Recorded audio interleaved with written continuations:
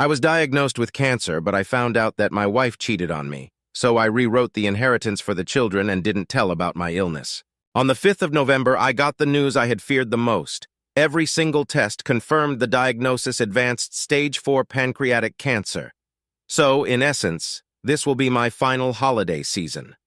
Strangely enough, I feel an odd sense of acceptance. I've led a fulfilling life, and my dear ones will be looked after. Being a naturally reserved person, I hadn't mentioned anything about the tests to my wife, Emily. I didn't want to alarm her until I had definitive answers, so I returned home early to have the necessary conversation. This was something I didn't want to handle over a phone call or a text message. As you might have guessed, since I'm sharing this now, my life took a turn in more ways than one that day. When I pulled up to the driveway, I saw the ostentatious, pricey car of one of my business associates parked there, adorned with his customized license plate. This was highly unusual. I accessed our home surveillance system on my phone and saw it was set to privacy mode, not recording. I decided to leave it alone and drove off to our countryside property to clear my thoughts. Our security system is mainly for protection, and I seldom check it unless there's a specific reason.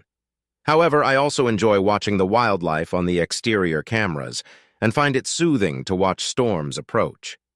So, for my own entertainment, I had set up an additional video recorder to archive the footage to local storage, which isn't accessible through my phone. When I arrived at the countryside house, I opened my laptop and reviewed the other server to verify what my instincts were already telling me. And sure enough, there they were, Emily and my colleague James, cozying up in the living room, sipping wine, dancing, and then heading upstairs to the bedroom. Apparently, they left the doors open because the microphone captured their activities once they were out of the camera's view. With the limited time I have remaining, I wanted to know the truth, but I didn't want the upheaval of a confrontation and divorce. Call me a coward if you like, but all the affection and dedication I had for her vanished that day. I experienced all the emotions you'd expect, but I know it's not my fault. I've been a devoted, loving, and attentive spouse.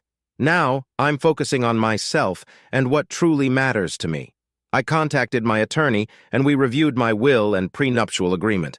I explained the situation to him, and we started working on determining how long and to what extent this affair had been happening. What we discovered was unsettling. Either I never truly knew the woman I spent over 20 years with, or something in her had dramatically changed. For now, I'm not disclosing anything to my children or Emily. We never had kids together, but I have children from a previous relationship. I'm going to put on a brave face and get through the holidays, giving my children and grandchildren one last holiday memory with me. I'll be the doting father and grandfather and try to play the role of a loving husband. Some background for those wondering: Emily's affair partner, James, is a widower and hasn't remarried. He's a business partner, but not a personal friend. I don't mix business with friendship. I never married the mother of my twins, Jessica. It was her choice, and I agreed with her that it was the right decision at the time. My children's mother, Jessica, married a wonderful man named Michael when the kids were 7. Jessica and Michael never had children together. I got my act together when the kids were 3. I've been very involved with them since, and that's when I started becoming the father I wanted to be. Jessica, Michael, and I are all in our late 50s. Emily is almost 55, and James is in his early 50s. Emily and I are both in our first marriage. We were in our early 30s when we got married. Update: my ex, Jessica, and I were quite young when we had the twins. They were an unexpected surprise, but we managed to make the best of it. Now, as I face my final days, I'm thankful for the life I've led and the people I've cherished. I'll continue to keep my family close and treasure these last moments. The twins are now in their 30s, and all the grandkids are teenagers or older. Every year, Christmas is a 10-day celebration. We spend the period from Christmas Eve through the 2nd of January at the farm. We cut down a tree together after everyone arrives, then decorate, cook, play games, and celebrate as a family. Laura and her husband, John, have been part of this tradition since I bought the farm. I remain committed to not telling anyone about my diagnosis until after the new year. If I told Laura, she wouldn't be able to keep it in, and I don't want to put John in a position where he has to lie to his wife. I want the kids and grandkids to enjoy the week. We'll have plenty of time to grieve and prepare in a few weeks. Emily's presence this week will just be a minor detail in the long run. Frankly, I don't care about her nearly as much as the rest of the family. The financial situation is quite interesting. Emily and I met and got married after we were both well established in our careers and finances. She had a good job with a great pension and 2 inheritances in a trust. Early on, we agreed, at her insistence, not to disclose our entire net worth to each other. We also have a prenuptial agreement where any property or trust that predated the marriage and any income from those resources are not considered marital property again, at her insistence. I provided both properties, housing, utilities, and covered travel, food, and fuel. Essentially, I supported her 100. Her income and wealth were spent entirely on herself. She bought her car, clothes, personal travel, and cosmetic surgery. She's very attractive on the outside, but has shown herself to be quite unpleasant on the inside. A few days after I got my diagnosis, I announced my retirement from the nonprofit where I worked. Knowing what I know now, I noticed Emily seemed a bit uncomfortable. I can guess why I'd be around more often. Tomorrow is my last day of work, and then I'll be focusing on spending time with my family. I gave the camera server info to my lawyer and granted him access from his office. So, I don't know if Emily and James have had any more activities, but I assume they have. At this point, I don't care. I know who I am and what I'm worth, and James is a significant step down. As flashy as James is, I am low-key. I drive a 12-year-old pickup truck. I like jeans to shirts and coveralls in the winter. I know for a fact that James doesn't have anywhere near the wealth Emily thinks he does. How do I know? Since the trust has invested in his business, I get quarterly financial reports. I don't tell anyone how much I have. That's between me and my accountants. But let's just say the trust has been growing for 28 years. I live a modest life, and there's enough for my great-great-grandchildren to enjoy the farm and have their education paid for. Once Emily realizes what she's lost, that will be her reckoning. I just won't be around to see it. December got really busy. We did our usual social rounds these last weekends. James was at one of the parties. It was hard not to keep an eye on Emily and him. I don't think they noticed.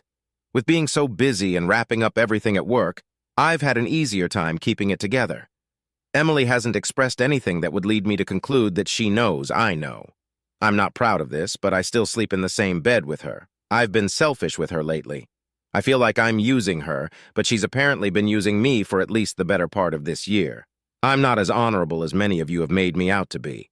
I hate this small amount of deceit, so don't worry about Emily getting everything because she won't. The trust is in great hands. Thanks to your comments, I've made arrangements in case my health worsens sooner than anticipated or if I pass unexpectedly. I've also set up in-home care for when it's needed. Emily will not be my caregiver if I become incapacitated. The lawyer will inform Laura, John, and the kids, and Emily will be blocked from seeing me. All important documents, valuables, and other essentials have been moved to a secure location. Finally, I've begun writing letters to each family member, and Emily, these have been harder than I anticipated. Update mission accomplished. We had a wonderful, drama-free holiday week, and I've made it to 2024. Apologies in advance, but I find humor about my condition helps me cope. I've noticed I'm being a bit selfish lately. Everyone left yesterday afternoon, so I only have a few updates. I'm not going to talk about my week with my family. That's something for me to cherish. Observations about Emily this week. I honestly think this is the first time she stepped out on me. Being with all of us the whole week seemed to take a toll on her. It's funny how, when you know something, a person's actions make more sense. She was secretive about her phone and stepped out of our family gatherings to get some air quite a few times. The best was when she needed to run into town, and one of the grandkids wanted to go with her. The mental gymnastics she did to avoid taking the grandkid were almost comical. I have to admit, I played along a bit by asking why not. So, the affair is continuing. With me now retired, she's been asking about my plans for the day or week. I go ahead and tell her, then ask about her plans. Later this week, I'll suggest we meet up for lunch since I'll be in the same area, just to mess with her. Unpredictability is a cheater's worst enemy.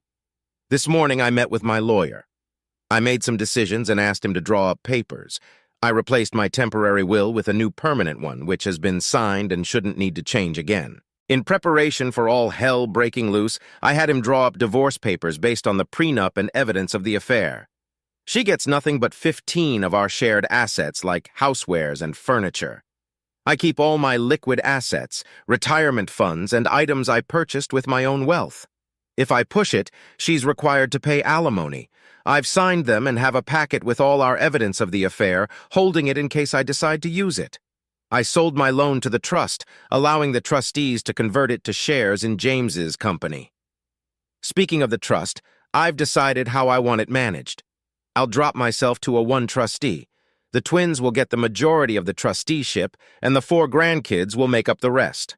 Laura and John will act as proxies for the grandkids. As each grandkid turns 21, their trusteeship will transfer from Laura and John to them. If a fraction is left over, Laura gets the extra share. I've planned a meeting with the kids, Laura and John, for next week. I plan on telling them everything. Then they have to sign documents and will want to know why I'm doing this. Once this is done, my personal value will consist of my liquid assets, personal property, and the money from James's loan. In the worst-case scenario, Emily will get very little compared to the assets and value in the trust. Over the next couple of weeks, I'll disperse the few personal items I want to go to the kids and grandkids. Those are already at a safe location where my lawyer has access. Some of you commented on my health. To be clear, I'm not fighting this. I'm letting nature take its course, so I have no ill side effects from any treatments. I got tired more easily, and the family noticed too. I played it off as just getting older. I still have the cough, the one that started it all. It was my lung tumors that led to the diagnosis. I just played it off as a lingering cough from a past illness. I expect to go downhill pretty fast once other issues arise, but by then, everyone will know. I plan to spend as much time as possible with the family. A large trip with all their different obligations would be tough, which is why this week was so important to me. It was the last time I could be with all of them for an extended period. I'm thinking of a small trip for myself, well, see. I plan to spend a day one-on-one with each child and grandchild. That's my next goal. Update, I had my lawyer, a notary, the twins, Laura and John, over to my farm today. The tasks I needed to complete are done, and this process has gone about as well as it could have. Understandably, the family is hurt and angry. When everyone arrived and saw my lawyer and the notary, the tension in the room was palpable. I asked them to just sit and listen to me, and after I finished, to sign the papers. After signing the documents, I would answer all their questions. They all know about the trust. I explained to them that it was time for me to relinquish control of the trust to them. I detailed how important the trust had been in my life, why I started it, and how it was separate from my marriage to Emily by mutual decision. I also left instructions on how I wanted them to manage and use the trust. We explained that the trust would be split between the twins and the grandchildren, with Laura and John acting as proxies for the grandkids until each of them reaches the age of 21. Their trust in me was evident because they signed the documents and got them notarized. After that was done, copies were collated, and I dismissed my lawyer and the notary. I saw them out and thanked them for coming out on a Sunday. They were both gracious as always. When I returned to the dining room, which was doubling as a conference room, they were all quiet. My daughter was the first to break the silence. It was more like a stream of consciousness than a question. As soon as she stopped, I started with my health. I explained my diagnosis. I listened to them making plans on how we were going to fight this. This is where I stopped them. I explained the odds. I told them I had already gotten a second opinion. Then I told them what you all already know. I'm not going to seek treatment. I'm going to let nature take its course. We spent the next hour to an hour and a half arguing. My daughter left the room a few times. Laura had to go get her. While they were gone, John, my son, and I had a heart-to-heart. They understand where I'm coming from. They might not agree, but they understand. The consensus is that Laura and my daughter will come around after things calm down. I knew the next question was coming. When did I find out? I told them. Then there was another round of anger and sadness. I explained that I wanted one more holiday week where I wasn't a dead man walking. I was selfish. I wanted this diagnosis to come out after the holidays. I didn't want it to taint their holidays for the rest of their lives. My daughter, sensing there was still more, went all detective on me. She wasn't going to leave the room until everything was out. She asked why on earth Emily hadn't told her. That's when I dropped the last bomb. I told them exactly what I did in my first post. That was the first time I truly saw the fire of anger in my daughter's eyes. I then told them that to this day, Emily doesn't know I know. I answered the same questions and addressed the plots and plans they had in mind. Scenarios you all suggested, so I guess you all prepped me well. In the end, I told them I valued them way more than Emily. For me, I just want to spend the rest of my days in peace, not worrying about Emily. I had to explain my actions during the holiday week. They also pieced together her stepping outside for air and the trip into town where she didn't want to bring the grandkid. They were worried I did this all alone. I told them I have some social media friends who helped me through the roughest times. I refused to tell them where and how. They can learn later, but I still want this space for myself. The emotions were really raw, and we've been talking off and on as a group for a few hours. But I told them I needed to go back and talk about the trust. They understand that the trust will be very helpful in not allowing Emily to obtain my hard-earned wealth. It protects them, and that's why she wasn't part of this meeting. With that said, I needed to share the financials of the trust. I'm pretty sure they all saw the trust as a tax dodge or just a way to protect assets in a marriage where the kids are from another woman. They were not prepared for me to share the finances. As I started to go through the assets and the balance sheets, the room fell silent. Then came the inevitable question, why did you work so hard all those years when you had this much? I explained my philosophy of personal finance, something they've heard many times before and taken to heart. But I told them that I lived off the trust all these years. I put them through college with that trust. I made time in my life for them with that trust. And I was able to work for a non-profit basically for free because of that trust. If there's any example I want to leave for them and their children, it's to use this trust to do better for others, not just to write a check for a charity here and there, but to work for something they believe in. In my years with this non-profit, I've accomplished so much more by training others and building relationships than just writing a check ever could. I'm not happy that today everyone's lives at that table changed in so many ways, good and bad, because of me. It wasn't the way I wanted it to happen, but it's done. They know all of it. I begged and pleaded that they let me deal with Emily and not to talk about the trust with anyone. We'll run a status quo for now. When I get sicker, things will change. They all agreed. We spent the next few hours making a meal, talking, crying, laughing, and breaking into smaller groups. They all left about an hour ago, but I expect the twins to come back. I know they'll let their spouses in on what's going on. That's just the way they are, and I love my two in-laws very much. I knew that last night was my last quiet night. I feel a weight lifted but replaced with another weight of worry. Update. Just a quick update. I was surprised by a visit from one of Emily's girlfriends. She's about the same age as Emily. Her name is Carol, and she was with Emily last week on their girls' night out. In fact, the girls' night was at Carol's house. If you've read my comments, you'd know that last week Emily came home very intoxicated. She used a rideshare. Carol is an old friend of Emily's. I guess after being married for over 2 decades, Emily has forgotten that I introduced her to Carol. Carol's parents were friends of my parents. Well, I guess my unpredictability has contributed to Emily's instability, and last week's girls' night was a breaking point for her. She got so intoxicated she confided in Carol about her affair. Apparently, she just kept talking even after Carol told her to stop. Carol got so angry at her as she kept revealing more and more details. Carol kept condemning Emily, but Emily just kept trying to defend her actions while continuing to lay out an endless stream of details. The next day, Carol reached out to Emily. Apparently, Emily didn't remember anything from the night before. Carol summarized Emily's confession, but Emily completely denied having an affair, claiming she didn't say those things and that Carol was mistaken. Carol told Emily she was full of it and gave her a week to come clean or she would tell me herself. Since Emily continued to deny that she said anything, I got a visit from Carol over coffee. I got the abbreviated account of Emily's confession. Carol expected me to be devastated, but I surprised her by telling her I already knew.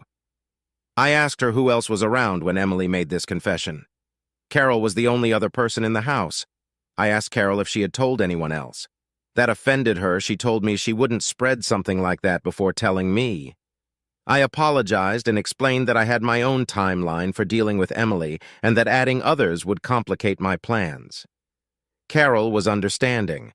I asked her as a favor to me not to mention it to anyone and to allow Emily to think she believed her. Carol agreed with my first request, but said the second part didn't feel right. I asked her to try and told her I'd be okay. Carol said that if I needed anything else, all I had to do was ask. I know I'll have to make another apology when Carol finds out about my health, but I'll deal with that another day. So, I am going to confront Emily tomorrow. We have a regular date night, and I plan on calmly telling her what I know about my condition and how I'm going to spend the rest of my life without her. I hope the public setting will keep the drama to a minimum. My plan is to confront her after dessert. I'll give her what I know and ask her not to contact me or my family. We'll see how it goes. Update Mike Tyson said everyone has a plan until they get punched in the mouth.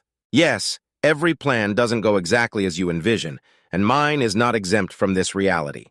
Let me set the table of my plan for you. Emily and I have a weekly date night, and we generally use the same restaurant. We've been going there for so long that we have a regular table. It's in the back, still public, but away from the high energy near the bar. I decided this would be the place to confront her. I plan to do it after dessert. I arranged for my lawyer and his wife to have reservations at the same time. I gave the server the payment for both of our meals before we began. She's been our server for years. I had Carol on call to help Emily after I left. My plan was to end the meal with a conversation about our relationship. I wanted to record it, then confront her, tell her how I knew about the affair, inform her of my diagnosis, and explain my plan for the future. I would give her a letter asking her not to contact me or my family or come to the farm. The letter would be witnessed. I would also leave her a briefcase full of evidence along with the divorce papers. Then I would get up and walk away. I expected her not to make a scene to protect her social status. I did record the conversation. She gushed about how great our relationship had been over the years and how well we worked as a team. I asked her if I treated her right, if I had ever abused her, etc. She said, of course not. Then I asked her why she cheated on me. She stated that she didn't know what Carol had told me, but that Carol was wrong. I told her I had already known before Carol told me. At that point, everything I think Emily had prepared to counter this conversation left her, and she was visibly shaken. So did the color from her face. All she could do was ask, "What?" I then told her to let me get through this without interruption, and she nodded in agreement.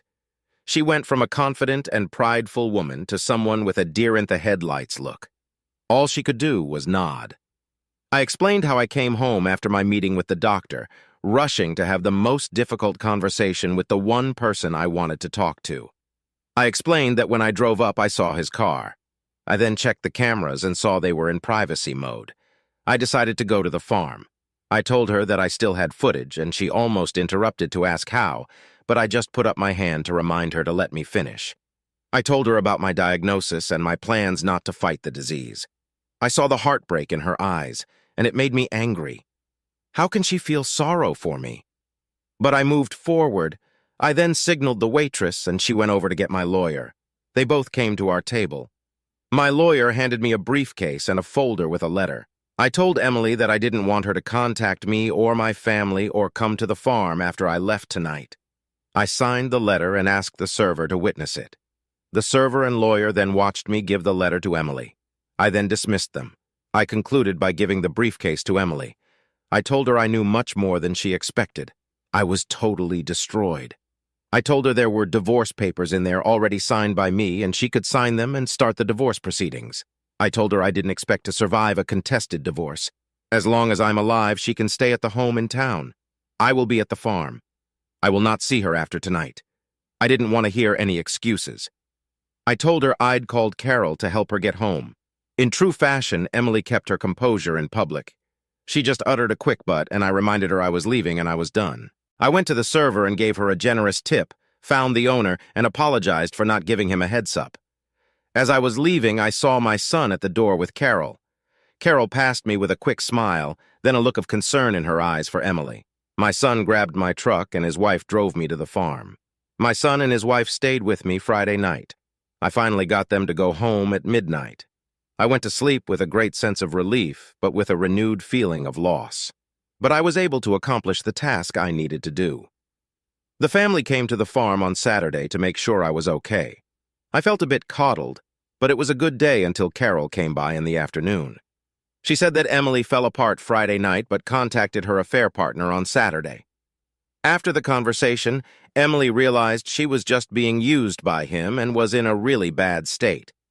Carol made sure to tell me that Emily didn't ask her to reach out to me, but she feels that if I could talk with Emily for a bit, it might give her the strength to stay out of my life. Carol knows how to frame her requests. I reluctantly agreed to a 2-hour discussion at the farm with Emily. I would have someone there for me, and Emily could choose someone to be there for her. We would have a civil conversation. I would not accept being blamed, minimized, or subjected to blame shifting. The purpose of the meeting was for her to get answers about how to move forward. That meeting happened this morning. Emily picked Carol. I don't know why. Maybe damage control, and I chose my daughter. I wanted it to be as comfortable for Emily as possible, so we wouldn't have to repeat this again. I entered the meeting with a steadfast direction and goal of having Emily out of my life. The meeting went as expected. Emily cried, apologized, and tried to minimize the affair. I was not having any of it. I laid out that she would have a place to live until my passing, and that she needed to accept the reality of the situation. Death, and then the decision about the house would be up to the trustees. I explained that she would not receive anything from my estate or the trust, but she has her 6-figure pension and her trust, so she'll be just fine. I have to rant about something she said. Why won't you fight for me or us? I almost lost my temper at her, but I just responded with, I just don't care about you or us anymore. That kind of destroyed her. Here I am going to express my anger. This is the mind of a selfish cheater. All they think about is themselves. Even after destroying someone, they expect to have enough value in that person's eyes to fight for. She got the answers she asked for, but in hindsight didn't want them. I don't want another meeting. I feel continuing the meetings just distracts me from what I want to do. Carol and Emily left, but Carol came back a couple of hours later. She and I had a quick talk. Apparently, the affair partner received notice from the trustees that they are going to convert the loan into shares of his company, and since the trust will be the majority owner, they are asking for a full forensic audit. My daughter with the MBA is not wasting any time. Well, I guess when Emily went to him for comfort, she realized what I already suspected: he was using her to see if she could buy the loan from me. There were offhanded comments in the recordings that made me suspect he was up to something. With the paperwork filed, the affair partner knowing I sold the loan to the trust, and Emily no longer in my life, her usefulness to him is gone, and he let her know. Apparently, Emily also confided in Carol that her trust is exhausted. She will only have the income from her pension. She saw life with the affair partner as more glamorous than life with me. She truly thinks his net worth is more than mine. He drives nice cars, eats in fancy restaurants, flies first class, while my husband played on his farm, drove an old truck, and we flew economy class. She was planning on divorcing me when he expressed his undying love and desire to marry her. It disgusts me that she is this greedy and shallow. I won't see it, but I expect my family will tell her how much I was worth after my death. I'm so glad that her true colors were shown now so I could deal with her and spare my family from her. Then Carol did something totally unexpected and threw me off guard. She told me that since I'm no longer encumbered, if I need companionship, to give her a call. I challenged her and asked why, with my diagnosis, would she or any woman want to spend time with me? There is nothing long-term. She responded that just because Emily is ignorant and didn't know what she had doesn't mean any divorcee or widow wouldn't line up to spend what time I have left with me. That I'm a hell of a man, and any time with me would be cherished, and I would have quite a few lady callers lining up, and she might as well be first in line. I asked her, but most people won't know Emily and I are separated. She said Emily doesn't want the social groups to know, but that she and Laura will make sure her story gets out. I was polite and told her I would let her know. She smiled and gave me a kiss on the cheek. I thought about it after she left, but I'm pretty sure I do not want that complication in my life right now. I left quite a bit out, but these are the highlights. I am doing okay. It has been a roller coaster, and I need a few days of peace and quiet. The social groups will soon know about both the breakup of my marriage and my diagnosis. I will have an endless stream of people wishing me well. I knew I couldn't delay it forever, but I don't want to be treated differently. However, life is what it is. Update first, I am doing okay. I'm still above ground and above room temperature. Every day on my feet is a blessing. My coughing is a bit worse, and I'm experiencing some discomfort. I notice I'm getting winded a bit easier. Overall, though, it has been a great week. Let's start with Emily. She has gone underground. Her status in the community has crashed hard and swiftly. Once it was out, she was politely asked to resign from any of her leadership roles. Most of her circle has judged her harshly and has come right out and asked her if she chased their husbands. She has tried to reach out a few times, but I have not responded. A couple of attempts were through proxies. I just asked the person to tell her I have said what I needed to say, and I know all I need to know. I really don't care if she needs closure. Why should I worry about her selfish need for that? She knows how I feel because I told her some of the details of the affair. They have been going on for at least 6 months. They took 3 trips together, one where they played the newlyweds, another as a couple celebrating a 20-year wedding anniversary, and the last pretending they met on vacation and stayed at the same hotel. I guess role-playing was a bit of their dynamic. She used our house because she was comfortable there, and also because the house is set back from the road, so passers-by couldn't see the cars in the drive. She also bought herself a second car and stored it in town in a parking garage. She apparently swapped cars when she went to the affair partner's house so no one would recognize her car. She was very concerned about how this would be viewed by anyone in her social circle, perhaps so I wouldn't catch her. Her actions alone show how much effort she put into the affair. All of these efforts solidify in my mind how I feel and how I dealt with the affair. I have no regrets about what I have done. The drunken confession to Carol was only partly due to my unpredictability. Apparently, as soon as the notice of my sale of the affair partner's loan to the trust was received, he started to distance himself from Emily.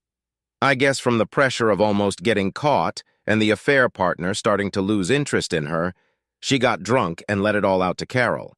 You know what happens after that. It is pretty clear to me that the affair partner had alternative motives for his participation in the affair. This does not excuse Emily in the slightest, it just makes her more pathetic. It appears that the affair partner wanted Emily's help with his loan, and Emily wanted a flashier life with his money. It's interesting how ugly people attract each other. If all of us decent people just allow the despicable to pair up together, we can find better partners. Sorry to those who, out of a sense of devotion, work on reconciliation. It was not for me.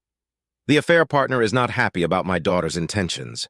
It appears he will be trying to stop it in court. All he has to lose is more money. I have heard rumors that he has tried to raise money from other investors to pay off the loan. But unfortunately for him, the news of his actions has already started to circulate among my business acquaintances. Remember when I said you invest in people, not companies? Well, there aren't many who want to invest in him. I don't know what my daughter has planned for his company, but it employs quite a few people, so she will work hard to ensure it continues just for them. I think she is worried the affair partner has something to hide in the company's books. For the employees' sake, I hope it's not anything that cannot be corrected. Family time has been great. I went to a high school basketball game with the family this week. I also scheduled a poker night that was great. I had some old friends, my son and my grandson, at the game. The grandson got to see how old-school men sat around telling tales and just enjoyed a night together. I hope to get a few more of these in. We have eaten as a family 3 times this week. Carol did come over one night and brought dinner. We ate and talked, but I kept her at arm's length.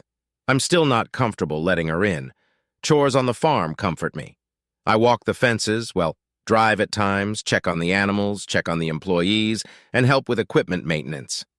Knowing that this farm will stay in the family and continue to run fills me with peace. A part of me will live beyond my time here. I have had quite a few friends and acquaintances stopping by. Someone mentioned a living wake, and I think this is what they meant. I'm encouraging anyone to come out and see me. I like spending time with these folks, even if it might be the last time. Update. Unfortunately, I saw Emily again. I'm still here, but it has been a bit rough. I'm now home, but I did spend a few days in the hospital. I was found unconscious, but still breathing, so they took me to the ER. I have a do not resuscitate order, but I never died. I have always hated hospitals, and now with my diagnosis, I really hate the hospital. I don't want to die there. I've been home for a while now. I can no longer drive off the farm. Really, they don't want me to drive on the farm either. But I'm determined to keep doing my chores and seeing the sunrise and sunset as long as I can. I also have full-time home health care workers, or as I call them, babysitters. But I'm not going to fight with the family on that one. So basically, I don't remember anything until I woke up in the hospital. Most of my family and Carol were in the room. I was stable by then, and the doctors just wanted to observe me for a day or two and, of course, run more tests to be sure. I had either my twins, Laura, or Carol with me almost the entire time. There was one night when no one was with me, and I woke up with Emily in my room.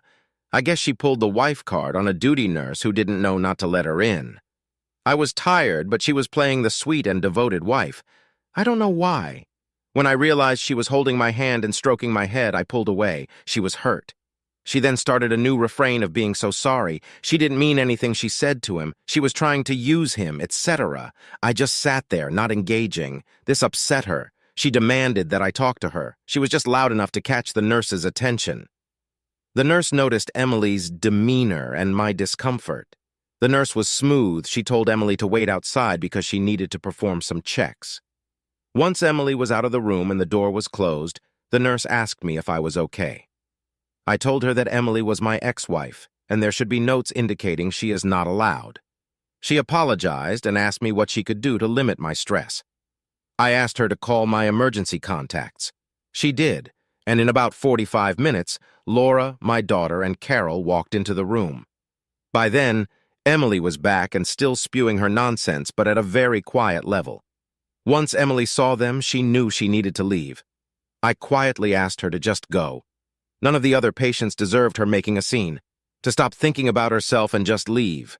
I'm very thankful that she quietly left, but she first gave me a quick peck on the forehead. I recoiled a bit, but if I have to accept that for the peace of the other patients, so be it. The women in my life profusely apologized to me. Honestly, I cannot be mad at them. They have their own lives. They all figured out a system to ensure I have someone with me at all times now. They rotate shifts, and I'm never alone in the house. My daughter and Carol have been particularly vigilant. They even installed a security system in the house to monitor who comes and goes. Despite all the chaos, I find moments of peace. Watching the sunset over the fields, hearing the animals at dusk, and knowing that I've done all I can to set things right before my time comes. I'm grateful for the love and support of my family and friends. Even though Emily's intrusion was upsetting, it reinforced my decision to distance myself from her completely. My focus now is on the time I have left, making memories with those who truly care about me. Scheduled to make sure that I was not left alone again. I'm sure my daughter thanked the nurse for calling them while at the same time expressing her anger to the staff for letting Emily in when they had specific instructions to the contrary. This event just shows me that Emily is like a drowning person. She is just grabbing for anything. I'm not special in her eyes. She just sees me as something she can use to keep afloat. After every contact with Emily, I just see how much darker and black her soul is. The affair partner is still as much of a jackass as he was before. His accounting department has seen where the wind is blowing, and in meetings with my daughter, they pretty much gave her the entire picture. There is no criminal conduct by the affair partner in his business. It is clear that he was using every perk and loophole to increase his income over his base pay at the expense of the bottom line. So when my daughter takes control, he will realize a 60% reduction in value to him from the company, and that really pisses him off. I have a feeling she might just outright fire him and move him to a silent minority owner role, so his flashy lifestyle is going to hit a brick wall. He has threatened lawsuits but has not brought any action yet. I think his credit and reputation in the area are shot to hell. Carol has become a more permanent fixture in my life. I have to say I don't mind the company and companionship. Maybe she is wearing me down. She has been staying over several days a week. I hope to bounce back sooner rather than later, but since I cannot drive anymore, I am going to have to lean on others more. This is uncharted territory for me. Carol has been eagerly volunteering to support me in this area, and before you ask, no, there is nothing physical between us other than sitting close together. Time to start dinner and relax this evening. Again, thank you all for all of your support. I will try to go back and respond to all of your messages. They mean so much to me. Update, I'm sorry to have to tell you all my dad passed away this past week. One of his requests was to give you your letter from him. Well, if you are reading this letter, you know that my time here has come to an end. As many of you suggested, I wrote letters to all of my family members and created videos for them as well. That got me thinking that I needed to write one final letter. That letter is to all of you. I want to thank you all for your support and suggestions. This short time has been so important to me and will clearly be important to my family long after I am gone. You have helped me achieve my final gift to myself and to my family that last Christmas week as a family. Without having somewhere to vent and gain support, I would have had to turn to my family, and doing that would have meant abandoning my goal. My family might not see it as a gift right now, but they will in the future. I cannot tell you how much I enjoyed making those little videos. My family will have another small piece of me, and that is thanks to you all. I would not have done any of those silly little videos without your suggestions and encouragement. Honestly, I would not have even thought of it. I do have one request for all of you. My family will be going through many emotions. I know that part of putting my story out there is for you all to want a conclusion. Please allow my family to grieve and keep the requests for updates to an acceptable minimum. I've asked them to give you this letter, and if they feel they can, to give a final update on Emily. That final update is up to them. I just ask you all to be patient. Finally, I wish you all the best, all of the love I can provide from the great beyond. Remember, none of us are promised tomorrow. Know that life is precious and cherish every moment. Be good to yourself and those around you. I hope none of you have to walk the same path that my father did. But if you do, know that I will walk it with you in any way I can. Remember, you are all worth so much. Never let anyone tell you otherwise. I will send as many virtual hugs as I can from wherever I end up. Saying thank you often feels so inadequate, but it is all I have right now. Thank you for everything. I hope we meet again in the beyond, just not too soon. To clarify, I am the daughter of the person some of you thought might have been my brother posting the letter in the last update. It was actually me. I am glad that Dad left you all this letter so he could say what he wanted to say. Regarding Dad's passing, he did not suffer as much as others with his diagnosis might have. He passed quietly in his sleep, which I find comforting. True to his nature, he had prearranged for an autopsy, ensuring that no part of his condition or death could be used by Emily to contest his wishes. It was just like him to plan for everything. It turns out he died of a heart attack, and I take solace in the fact that there was some mercy at the end. Per his wish, he was cremated. Some of his ashes were placed with a headstone in an old cemetery on the farm, while the rest were spread during the spring planting. He got his wish to be a part of the land he loved so much. We held the memorial on the farm, and Emily was nowhere to be found. The funeral home had arranged for security to ensure she could not attend. One idea Dad had been trying to sell us for years was moving to the farm.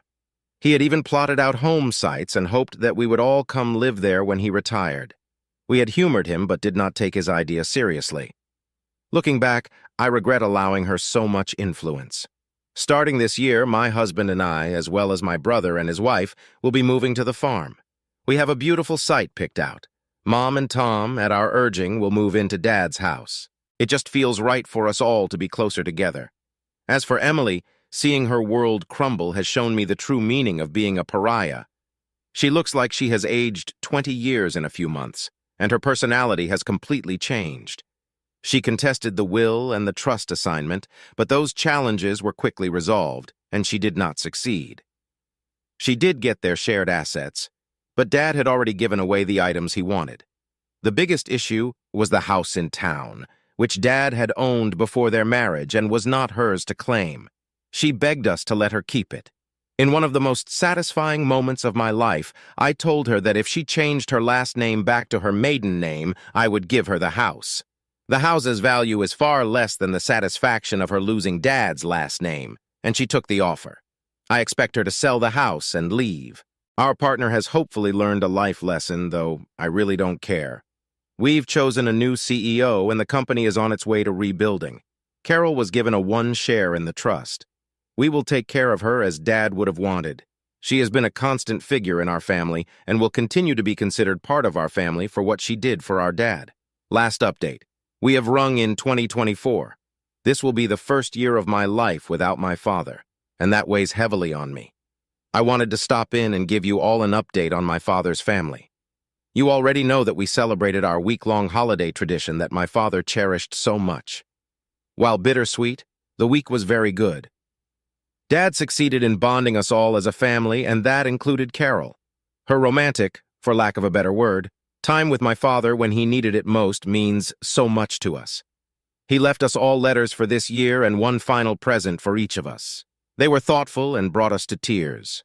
One last act that he entrusted Carol with, though I expect that there are letters for the grandkids at all of their major events. The first one came last spring at a high school graduation. The home building is progressing this year. I started to realize what Dad loved about this farm, the cycles of the seasons, the cycle of life that is present here. I understand a bit more about his decisions last year. While I still don't agree with everything, I better understand. I also started watching the sunrise and sunsets at Dad's spots, not as religiously as he did at the end, but it's just another anchor between him and me. Lisa's life has not gone well. In the fall, she suffered a stroke. It was caught early enough, and she survived. She is currently still in a care center doing rehab. She has regained rudimentary speech, but it is still tough for her. She's still working on walking again. She has a very long road ahead of her. Her health issues have gained her a bit of sympathy from her social circles. Even Mom, Tom, and Dad's grandkids have put aside their hurt and pain to check on her. I am not that charitable as of now, and may never be. I do not have much information on the affair partner. He has disappeared from my business circles. The only morsel I have is that the company did receive an inquiry letter from a bankruptcy law firm. So far, we have not seen any official filings. As for the company, without his leadership and financial anchor, the company is in the black. We managed the debt and gave every employee a nice bonus. Dad's final gifts and his thoughtful letters have brought us closer together. We continue to honor his legacy by living on the farm and cherishing the memories he left us with. His influence is felt in every sunrise and sunset we watch from his favorite spots. His spirit lives on in the land he loved so much. Thank you all for your support during this journey.